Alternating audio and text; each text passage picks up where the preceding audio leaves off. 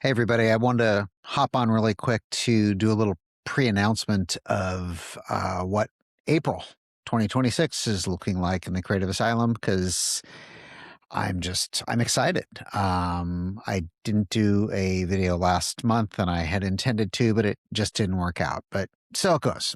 I'll try to do these every month and I probably won't always succeed. A couple things that have happened since the video looking into February.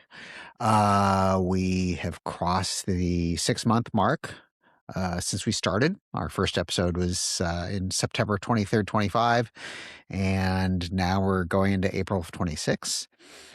So that's kind of huge, and it just keeps growing. We have over 5,000 watch hours to date, which I guess that's a lot. I think it's a lot. It feels like a lot. And what's really cool is we've had over 100,000 total visits or total views of our content on the Creative Asylum channel, which is kind of mind blowing. So things are happening. I have a lot of great guests coming up, but let's talk about April. The first April episode on April 7th is with a very dear old friend and also one of my favorite guests on the movie Hype, if you haven't seen that.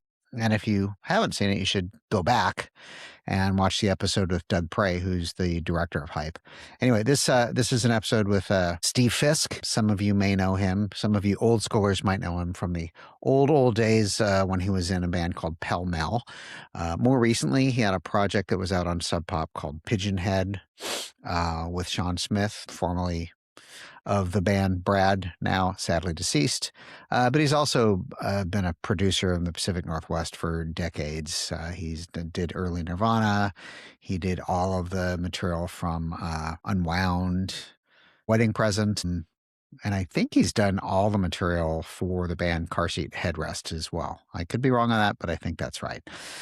April 14th is with one of my favorite artists, period, a man named Gary Taxali. He's based out of Toronto. You've probably seen some of his stuff over the last 8 or 10 years. He's gotten very political in a lot of his work with all of the nonsense that we've been having to deal with in Trump's America. But, prior to that, he was doing a lot of art, and it's all very reminiscent of kind of a lot of 30s Depression era cartoon work. But really, in recent years, he's gotten a lot of notoriety for a lot of his political work. And then I'm still, pinch myself for this one.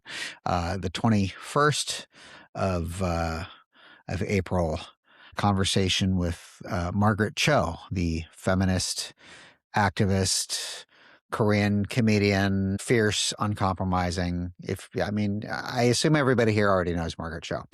So we had a conversation, and that's going live on the 21st of April. And I'm still sort of in a state of amazement that she said, yeah, I'll come on the show. So that's super cool. And then we're going to be closing out April with a conversation that I had with Dave Ketching. You may know him from his studio out in Joshua Tree, Rancho de la Luna. He's done just a ton of work over the last, 20 years. He is also a musician. He was one of the original members of Queens of the Stone Age. He plays in other bands, the Mojave Lords, Earthlings. He's been around for a long time, has done a lot of work, and that was a really fun conversation. When I lived in Joshua Tree prior to moving to San Diego, I was there for 4.5 years, and it was during that time that I got to know Dave. And so, I knew eventually I wanted to have him on the show because I knew it'd be a really great conversation, and it was. So that's your April 2026. Steve Fisk, Gary Taxali, Margaret Cho, and Dave Ketching. And I hope you're on board for all of it. Hope you watch all the episodes. They're great. And if you're watching this, I just want to thank you for being here this long. It's only going to get better. Take care.